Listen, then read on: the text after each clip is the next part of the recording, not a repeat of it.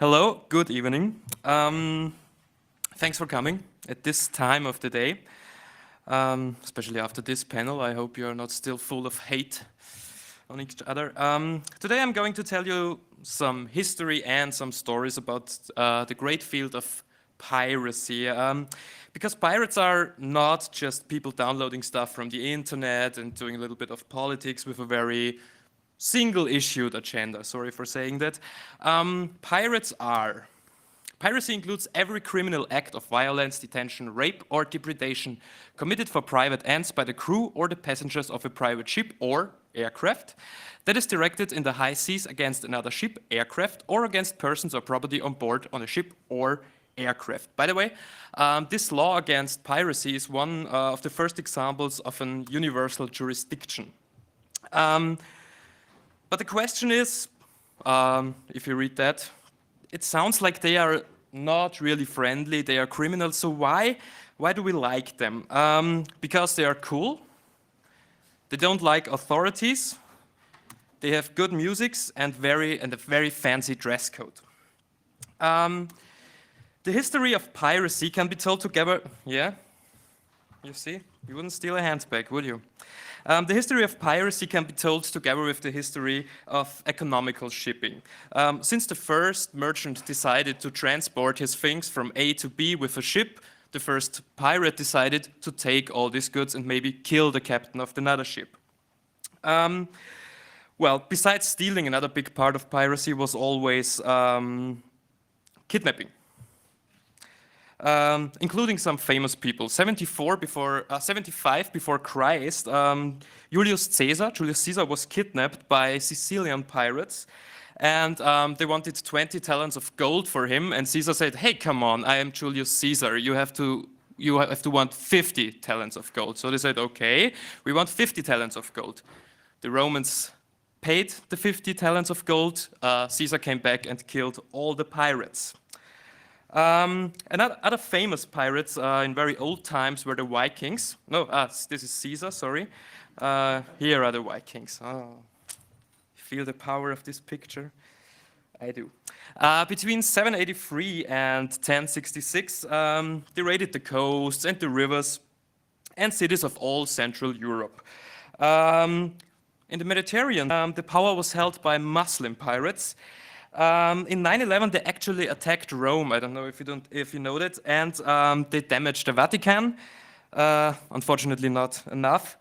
And for centuries, Muslim pirates, mostly based in northern Africa, did their job by annoying the Europeans in the Mediterranean Sea. There's a funny side fact. In 1797, the government of the United States of America made a peace contract with the state of Tripolis. And in this peace contract, the US reclaimed that the United States of America are no Christian state at all. So they can do a peace contract with a Muslim country. Well, the old days, no?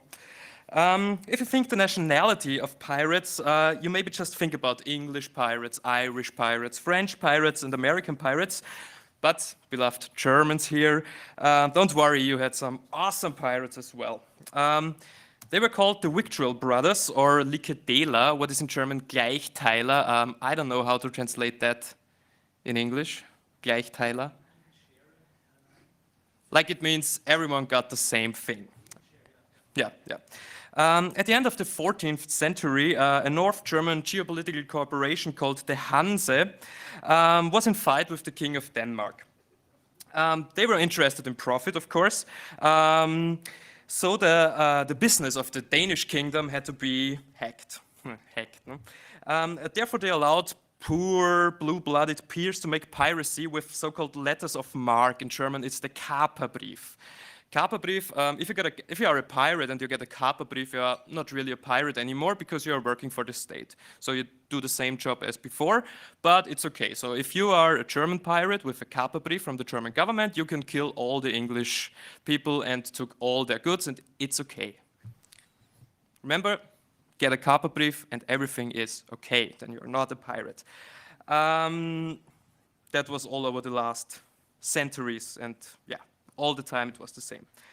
Well, the Danish king was quite pissed and decided to do the same. So In this proxy war, pirates were fighting against pirates and merchant ships and pirate ships and merchant ships, so they were just fighting pirates. It was just a question of the letter of marque, so that you always knew who you are fighting for, but the Victual brothers mostly, they didn't care about these letters. So they got the letter, attacked the Danish ship, then they thought, well, come on, let's do the same with the German ship as well. After some years, the Hanse and Denmark, they made peace with each other, but the lords of Mecklenburg, they didn't. They allowed pirates to sell all their robbed goods in their harbors, and they said, come on, pirates, fuck the Danish, do it, come on, come to us, you can sell all your stuff and things. In the year 1394, the whole maritime trade in the Baltic Sea was unable to function. So there was no more business at all because it was all full of pirates. In their biggest success, the Victual brothers drove to the Norwegian city of Bergen, which was part of Denmark in these days, took all they found and sold it in the harbors of Rostock and Wismar, the most important harbors of Mecklenburg. Don't forget, those pirates were working for, and they had this letter, and so, yeah, okay. In the same year, they conquered the island Gotland, which should become their home base for the next decade. So they thought, well, you know, with all this political stuff, it's always a little problem. Who you are fighting for, you mostly don't know who you're fighting for. So let's have a little island where we can do what we want. Well, the Hanse, Denmark, and Mecklenburg finally made peace because they found out that war is quite a problem if your main interest is in making money with each other. But the pirates, they were still living on Gotland and doing their job. So an alliance of all merchant cities and states decided to banish them and give the island to the Teutonic Order, which is not an East German neo-Nazi community, but a bunch of religious knights. The Victual brothers, they went to East Frisia, Ostfriesland, where they found a quiet collective society in these days. The people there, they didn't have to pay taxes, and most of the time they were fighting each other. And they were called, the bosses of these villages were called Häuptling, chiefs. Well, the pirates decided to stay there, work for the local chiefs, and were active as never before, and that worked pretty well. But that was too much for the Hanse, so they decided to destroy the Victual brothers at all. A lot of money was invested in warships and soldiers, and beginning in 1401, the piracy in the North Sea began to vanish, and the great days of German piracy were over. But you know, they were pirates, and pirates were always quite a good inspiration for songs, stories, and legends. And one of those legends is the story of Klaus Störtebeker. I think there are Störtebeker Festspiele 2010 as well, but I didn't get the right booster, so maybe you can have a look. Nothing about his life is really proved, but the story, it's just very, very nice. For those of, do you know the story of Klaus Störtebeker? Who knows the story of Klaus Störtebeker? Okay, sorry for telling it again. Störtebeker was the leader of the Victual brothers in their last years. He was captured, brought to Hamburg to be beheaded, you know, kept, and yeah, that was, if you're a pirate, you have to lose your head. That was the law in these days. Well, yeah, it's quite still the law, but what was, by the way, yeah, that was the penalty for every card. Okay, before his death, he made a deal with the mayor of Hamburg. He said, okay, you behead me, I will stand up and run over the stage, and here is my crew standing, and every man I pass during running without my head, like a chicken, will, how do you say? Yeah, will be free, will become free. The mayor said, yeah, of course.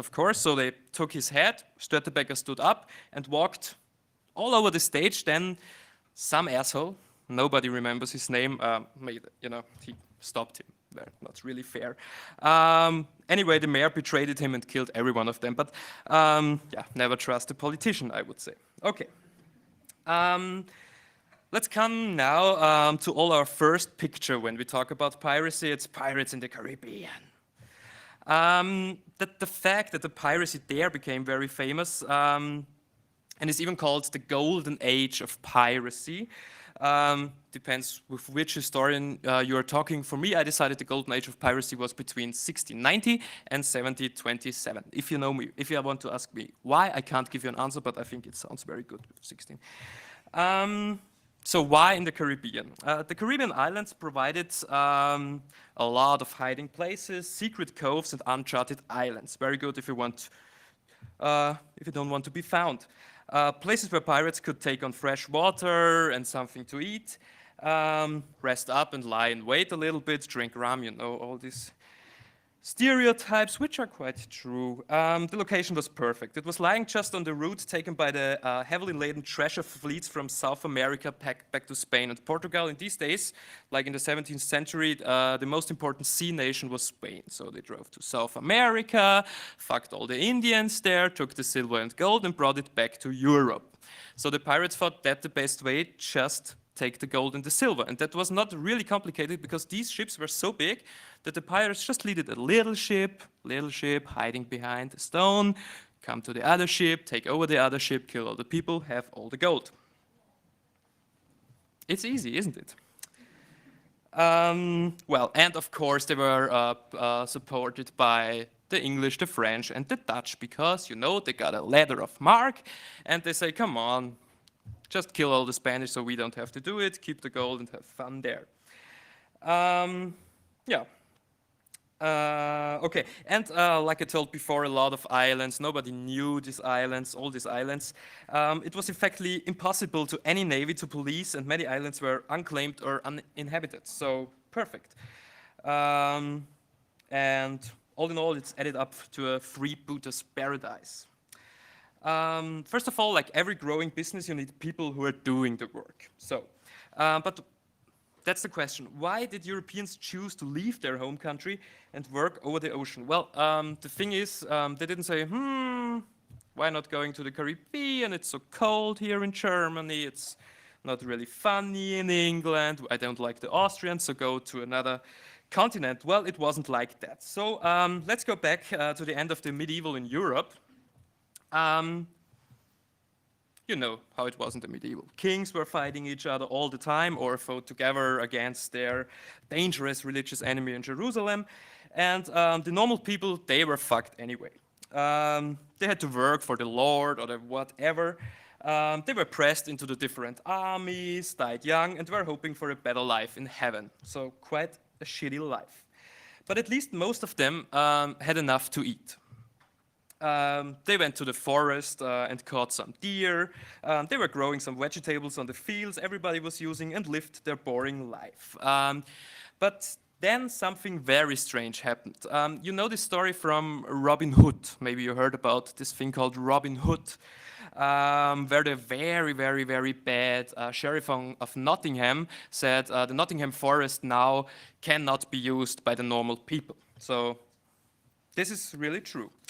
Beginning in the 16th century, the lords of England, for example, said, hey, come on, this is my field, this is my forest. So God gave it to me, the king gave it to me, so it's mine. So what the fuck are you doing here, you fucking farmer? I mean, come on, you have to work for me, not to work for yourself. So they began to look after their properties. And to make sure nobody uses them, they built fences. A lot of fences. Fences weren't really used in these days, so it was really strange. One day you are working in you walk into the forest, get a little deer to eat, and then the next day there is a fence, and maybe there is a soldier saying you, if you cross this fence, I kill you.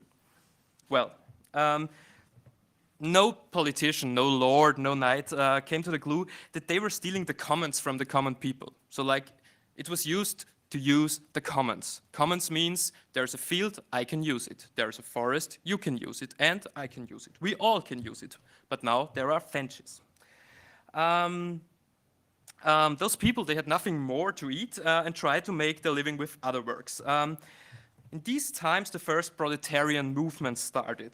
They wanted their commons back, fought against the lords, a lot of little wars, but they always lost those battles, unfortunately. A lot of those people ended up on the street and became even poorer than they already were. Well, someday the politicians in England thought, what shall we do with all those people? I mean, they don't work. they steal, they are dirty, but we can't kill them all because first of all we need our soldiers in all our wars, and on the other hand it wouldn't look that good if we kill all our people. Even in those days it would be a little bit strange. But the strange thing is, these poor people, they were part of their own apocalypse, because a lot of former farmers had to work for the government now, had to work for the lords. They had to destroy all their woods by themselves. They built all the harbors and ships, and they were the crew in the growing number of merchant ships. So they were the base of the capitalism coming now. Be aware. Another fact why a lot of people, so now we come, why did those people go to America? Prisons haven't been a place for the masses in those days. So the politicians decided, well, let's bring them to America. By the way, that's the second picture of Google. In Google, if you put in America.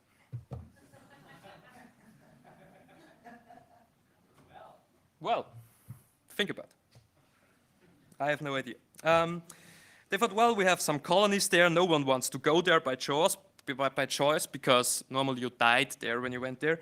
So let's force them. And, well, they did. But thankfully, a lot of them were rebels as well. For example, the crew of the ship Sea Venture.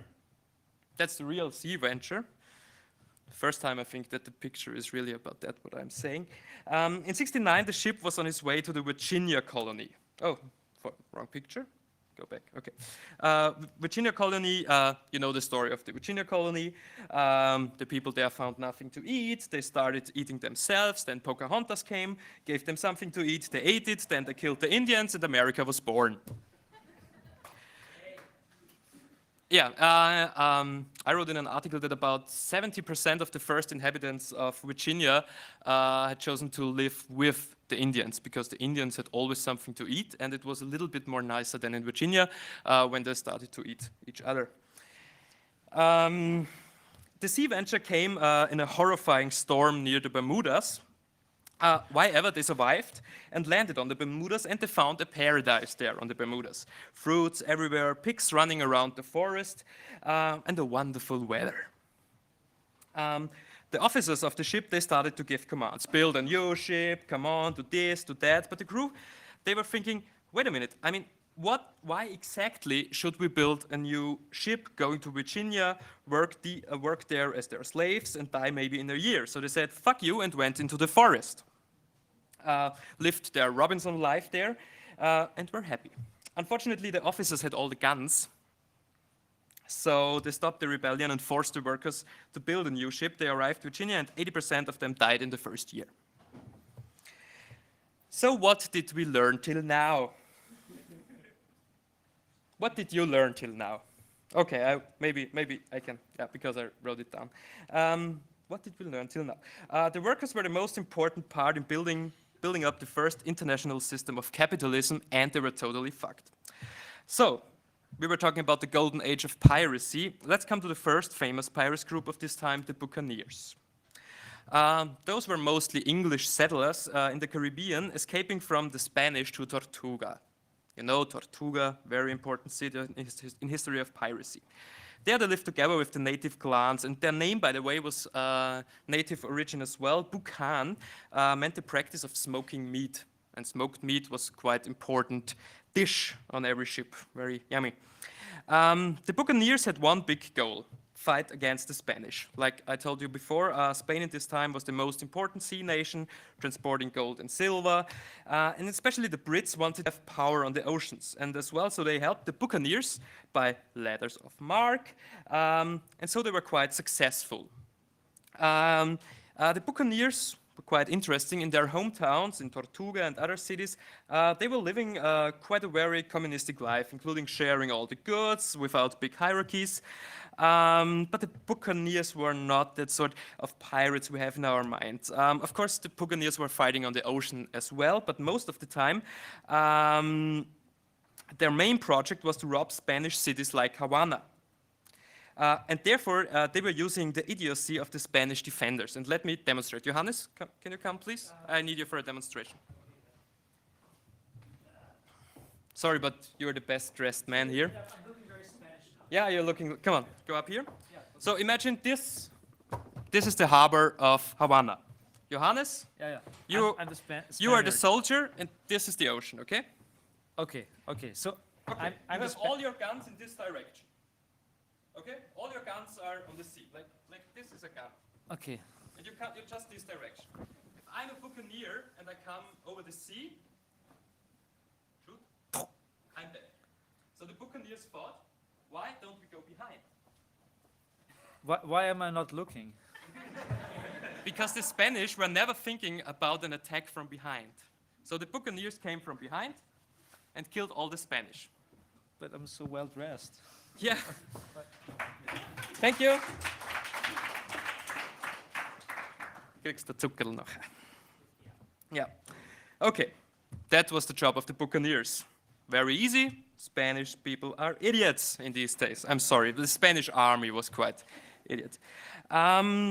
And like it was in the North Sea some 100 years ago, the international politics changed. The English, the Dutch, the French, and even the Spanish found out that a permanent war is not the best way to make money with a globalized capitalism. Except of selling weapons, of course. So the pirates lost their letters of marque and were criminals from now on, you know? There's this, corsair is a very nice German word, but I think it's French. For pirates using letters of marque.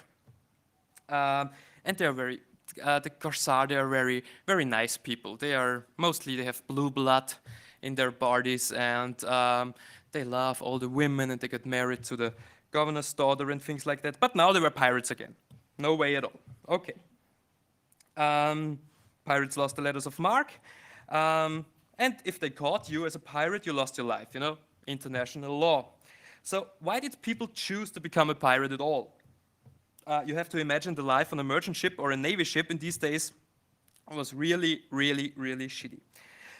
You normally didn't choose this way of life at all. Either you were a criminal, and instead of to the prison, they sent you to the ships, or you were just forced to work there because you were at the wrong place at the wrong time. You were crossing the street, then the British Navy came and said, you work on the ship now. That's how it worked. Yeah. You didn't get a lot of money, and mostly you didn't get any money at all because the investors thought, like the first, how to say, global merchant system of the Brits was based on invested capital. Like William Shakespeare was a big investor in these things, for example. The investors thought, why paying a salary if the guy dies 2 years later anyway? And this was true. Illnesses, very bad food, and fighting all the time made the ship to a very deadly working place. And if you survived all these things, you had to deal with hundreds of different ways of torture for doing wrong things. Like if you were homosexual, for example, or if you drank too much, you were tortured. That's how it worked. You can see the ship of these times at the first organization of a factory. Everyone had to do his special job, had no right at all, and died very young. That's what a factory in these times was all about. But these ships, they were not just a bad alternative to the prison. They were a rebellious melting pot of different cultures as well. And a lot of the prisoners there were not arrested for murdering or stealing or whatever. They were there because of political reasons. So they were Quakers. What's Quaker in Quaker, for example? So they were Quakers, or Quaker in German, Quack in French.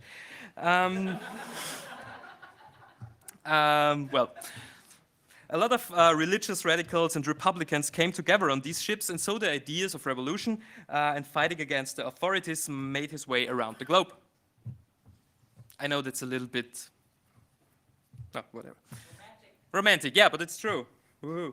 And to make sure the officers don't understand what you are talking about, they created an own language. It was based on bad English, of course, like mine, but with influences from all different countries and cultures, mostly from African and Caribbean slaves. You also can hear it in the music of these days. There's sometimes a mixture of African rhythm and Irish melody, for example. Little sidestep, because I was talking about Africa and Ireland. A lot of slaves were working in the colonies in North and South America, and well, there were a lot of slave rebellions there, of course, because they had nothing to eat there. It was really tough. So there were a lot of rebellions, mostly together from slaves from Africa and slaves from Ireland. Slaves from Ireland weren't called slaves, but they were slaves. So the Brits thought, okay, that's not really good because, you know, we need those people to work. So they had a very good and unfortunately very influential idea. They said to the Irish people, well, look, you're Irish. You're a slave, but you're just a little bit better than the slaves from Africa. So the Irish said, okay, we didn't know that before. Thanks for the information. If you need some help, we can do that. And they get a little bit more of food, they get a little bit more of water, and so they weren't fighting each other, fighting together again. By the way, that was the first, let's say, the first idea of racism in the world. Thank you, England. If one of these ships we talked before was attacked by pirates, many times the crew decided to join the so-called criminals because the pirate life was much more better than the Nordic proletarian life on a merchant or warship. You know that from the movies, and let me tell you, it is true. Yeah.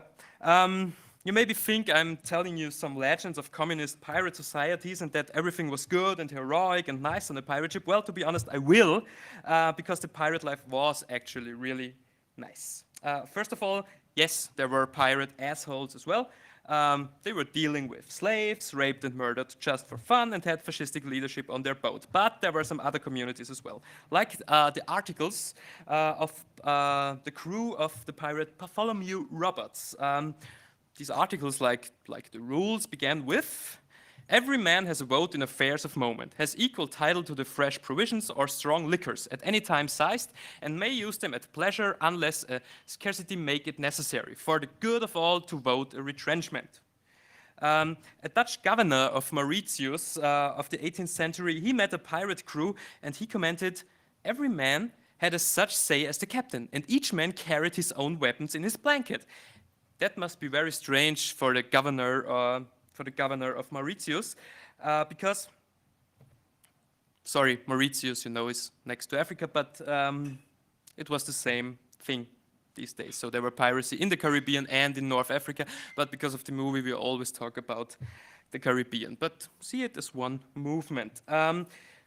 Back to the weapon. This was profoundly threatening to the order of European society because where firearms were restricted to the upper class and provided a stark contrast to the merchant ships where anything that could be used as a weapon was kept under lock and key, and to the Navy where the primary purpose of the Marines stationed on naval vessels was to keep the sailors in their place. The captain on a pirate ship only had the right of command in the head of battle. Otherwise, all decisions were made by the whole ship's company. This radical democracy was not necessarily very efficient, to be honest. Often pirate ships tended to wander rather aimlessly as the crew changed its mind. Like this one said, let's go to Havana. No, we need rum. Okay, so let's have a vote for rum. And mostly the rum won. But yeah, okay. But it was still very nice. Everyone on the ship got an equal share of the booty, and the captain usually only 1 or 1.5 share. So let's say, okay, you are the captain, you are in command, so you got a little bit more, but you sleep in the same bed as we do. Okay. Like the wreck of St. Bellamy's pirate ship, the Whydaw, it was called, which was discovered in 1984, provides good evidence of this. Among the artifacts recovered, there was rare West African gold jewelry, which had been hacked apart with clear knife marks, which suggested that there has been an attempt to divide it equally. And they were class conscious. When they entered an official ship, they staged some sort of trial there. When the crew members said their captain was an asshole, the captain was tortured. If he was all right, he was allowed to go home. And their inner society was quite social as well. Pirates often went into some sort of consortship with one another, where if one died, the other got his property. And like, I'm here with my consort, and he said, okay, we are driving out to rob some ships. You stay here because if I get hurted, I need somebody to help me. That worked very fine. Pirate articles also commonly included a form of mutual aid where injured shipmates unable to participate in the fighting would receive their share as a pension. Pirates took this sort of solidarity very seriously. At least one pirate crew compensated their wounded only to discover that they had nothing left. From the articles of Bartholomew Roberts we heard before, he said if any man should lose a limb or become a cripple in their service, he was to have $800 out of the public stock, and for lesser hurts, proportionably. And $800 in the 18th century is really a lot, believe me. Well, there are some other examples. For the Americans in the audience, like, health insurance, maybe you don't know that, was quite a nice thing in the pirate society. So coming back to Bartholomew Roberts, this is a list somebody found, and it's true, it's the list of the crew of Bartholomew Roberts. 1 piaster is about, I think, let's say, 50 euros, I think something about 50 euros. So 100 piaster for a finger, 100 piaster for an ear, blah, blah, blah. And yeah, the worst thing was to lose. I don't know, what do you think? Is it harder to lose both legs or both hands? I saw this list 2 years ago and I'm still not sure. Well, that's true, yeah. That's maybe what they thought about in these times. Okay. Thanks. I will write for my next talk. I will say, well, I was thinking for years, what could it be? And then a man told me the truth. Thank you. Well, on his ship, there was, by the way, one interesting rule as well. So he had a lot of rules. He said every man has the same rights, so he can drink rum whenever he wants to. If you wanted to drink rum, you could drink rum. But there were some other rules as well, like lighting a candle on deck after 8 p.m., they killed you. By the way, you got the same penalty, and this was really written, for being dressed poor. So when you think about the picture you have of a pirate, he looks maybe like me, but with very bad clothes. Bartholomew Roberts, no. You were killed if you would look like me. The pirates certainly seem to have more fun than the poor suffering counterparts on naval or merchant vessels. They sure had some pretty wild parties. For example, in 1669, just off the coast of Hispaniola, some of Henry Morgan's, he was a pirate and then he was a governor killing pirates. He were in charge of some buccaneers and they blew up their own ship during a particularly nice party, which, like all good pirate celebrations, included muching, drinking, firing on the ship's guns, and then whoosh, the ship was gone. Okay. But they are still remembering it. It was a great party. Coming to a serious topic, homosexuality. The Royal Navy periodically continued brutal anti-buggery campaigns on ships on which men fight to be confirmed together for years. So if they thought, well, those two people could be homosexual, they were tortured. Not at the pirates. One of the early buccaneer states of Hispaniola and Tortuga, they lived in a kind of homosexual union known as matelotage. It's from the French word for sailor, I found out. I don't know if it's true, but matelotage sounds very French. And possible the origin of the word mate, meaning companion. They were holding their possessions in common with the survivor inheriting. Tortuga was a buccaneer city. After that, it was a French city again. And one of the first actions of the first French governor was to import hundreds of prostitutes to Tortuga, hoping thereby to wean the buccaneers away from this practice we talked before. And it is also significant that in no pirate articles are there any rules against homosexuality. Because if you remember, lighting a candle, you were killed. If they were so strict about their rules, if they would have something against homosexuality, they wouldn't have written it down, because they wrote everything down. Okay, let's come to female pirates. Female pirates. You all know Anne Bonny and Mary, most of you know Anne Bonny and Mary Read, but there were some others. For example, Charlotte Berry. It's a very bad picture, and I think it's not really yeah, I had some problems with open office pictures in presentations thing, so it looks very strange. She was born in England, 1636, and she followed her husband into the navy by dressing as a man. When she was forced aboard on Africa-bound vessels, she led a mutiny against the captain, who had assaulted her, cutting off his head with a dagger. She then turned pirate and became a captain, her ship cruising the African coast, capturing gold ships. That was her life. So now we come to the famous female pirates, Anne Bonny. She was born as the illegitimate child of a maidservant in Ireland, and she was raised in male disguise, her father pretending she was the child of a relative entrusted to his care. She ran away to Caribbean, where she fell in love with the captain of a pirate crew called Calico Jack Rackham. He was so called because of his outlandish and colorful clothing. Calico Jack Rackham. They stole the ship from a harbor, and for the next couple of years, Bonny was Rackham's shipmate and lover, as their crew raided shipping in the Caribbean and American coast waters.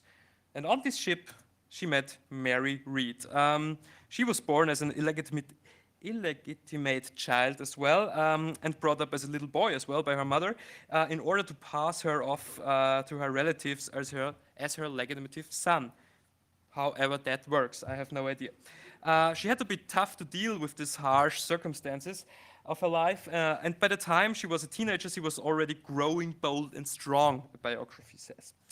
Mary seems to have liked her male identity and enlisted herself as a sailor on a man of war, and then as an English soldier in the war in Flanders. At the end of the war, she joined a Dutch ship bound for the West Indies. When her ship was captured by Calico Jack Rackham's pirate crew, which included Anne Bonny, she decided to throw her lot in with the pirates. She seems to have taken to pirate life and began a new romance with one of the crew, and when her lover got into an argument with a fellow pirate and was challenged to settle it in the pirates' customary way at sword and pistol, like a duel, Mary said to him, let me do it, I'm better. And it was true. Mary saved her lover by picking a fight with the contender, challenging him to a duel 2 hours before that he was due to fight with her lover, and then running him through with her cutlass. Rackham, Bonny, and Read, they were all caught in 1720 by a British Navy sloop of Jamaica. It was not very heroic, this fight, because the crew, they were all totally drunk, which is quite a common event. And hid in the hold. There was only one other apart from Bonny and Read who was brave enough to fight. So 2 women and 1 man were fighting against the British Navy because all the others were singing and drinking all the time. In disgust, Mary Read fired a pistol down into the hold, killing 1 and wounding others. That's what the report says. 18 members of the crew had already been tried and sentenced to hang by the time the woman came to court. 3 of them, including Rackham, were later hung in chains at prime locations to act as a moral instruction and public example to the seamen who could pass their rotting corpse. However, Mary Read insisted that men of courage like herself did not fear death. Both Bonny and Read escaped execution because they pleaded their bellies, being quick with child, and prayed the execution might be stayed. So they said, we are religious now and we are pregnant, so don't kill us. But some weeks after that, they died in the prison because they became ill in the prison. Like you always became ill in the prison or on a ship normally. There is this story that Anne fell in love with Mary because she was dressed as a man and blah, blah, blah, blah, blah. But I think this is just a fantasy of male historians and sounds like the plot of lesbian pirate porn. Is there one? I mean, Johannes? Yeah. With this story? With Anne Bonny and Mary Read, this story? Yeah, you showed me once, I remember, but... That's Pirates of the Caribbean porn thing. Okay. How is my timing? Can you tell me that? 10 more minutes. Okay. Perfect, because I'm coming to the end.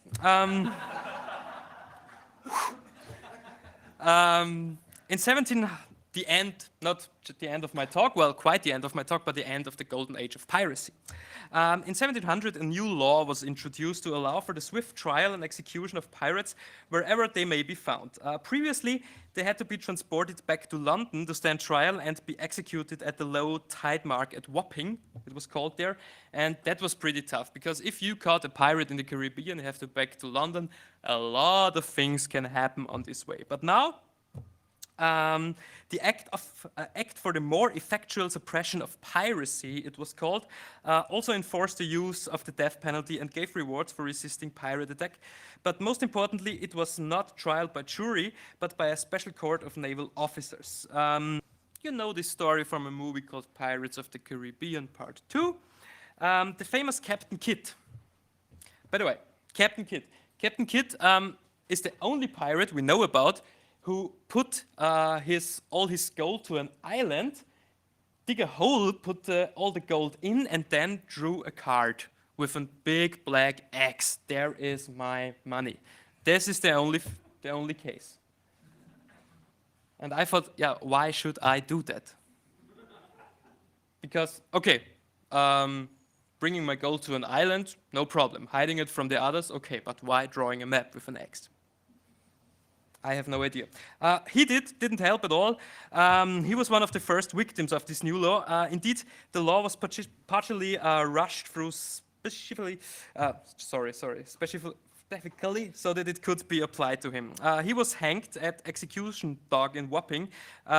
He was the last brought to England, and his body was then placed in a gibbet coated with tar to help preserve it, and hung at Tilbury Point to be a terror to all that saw it. The blackened and rotting corpse was intended to serve as a very clear reminder to the common seaman of the risks of resisting the disciplines of labor. Well, that really worked. Kidd's case was unusual in that he was executed in London. After 1700, under the provisions of the new law, the war against the pirates would increasingly take place around the peripheries of empire. So now you could kill a pirate in Jamaica or on Cuba. Sorry, and it wouldn't just be one or two corpses that dangled from cross-dress down near the tide mark, but sometimes 20 or 30 at a time. Very romantic Caribbean Sea, drinking rum and 30 pirates hanging and rotting next to you.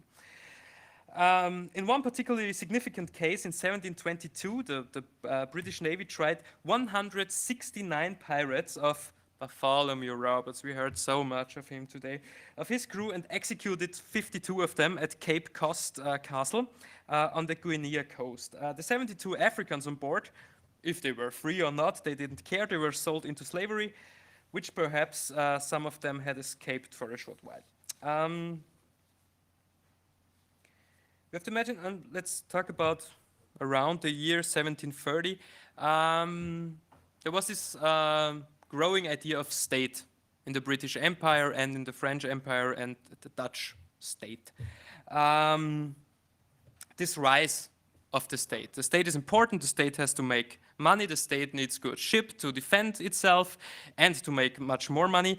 And those pirates, they didn't really fit into that concept, because on a pirate ship you had maybe 30 nationalities. The color of your skin didn't matter, it didn't matter what language you were talking, you just had to be a good pirate. Like the end of the Golden Age, the beginning of this end was marked by the ex-buccaneer Sir Henry Morgan's return to Jamaica as governor with express orders to destroy the pirates. Naval patrols, they flushed them from their lairs, and mass hangings eliminated the leaders. Ultimately, the pirates' war on trade had become too successful to be tolerated. That's the problem. The state was fighting to allow commerce to flow unimpeded and capital to accumulate, bringing wealth to the merchants and revenue to the state. Yeah, very sad thing. Just 30 seconds talking about today. The situation in Somalia, because when we think about piracy today, we normally think about Somalia, is, don't kill me for that, is quite a little bit the same like in the Caribbean of the 17th and 18th century. They have no government controlling there. a lot of business at the sea done by international fishing companies, stealing the food of the common fishermen at the coast, and everything combined with radical religious ideas. Oh la la. I don't know if this is romantic as well. You have to decide by yourself. Maybe in 200 years we will talk about famous pirates from Somalia. I'm finished. If you have questions, okay. If I don't know if I have answers, thank you very much.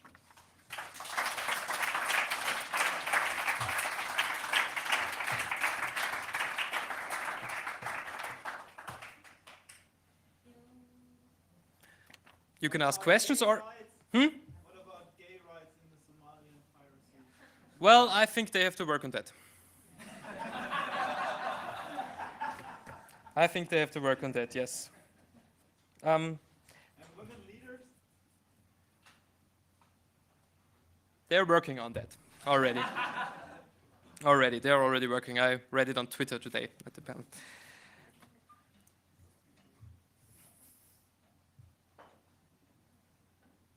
So, either it was very boring or it was very good. So,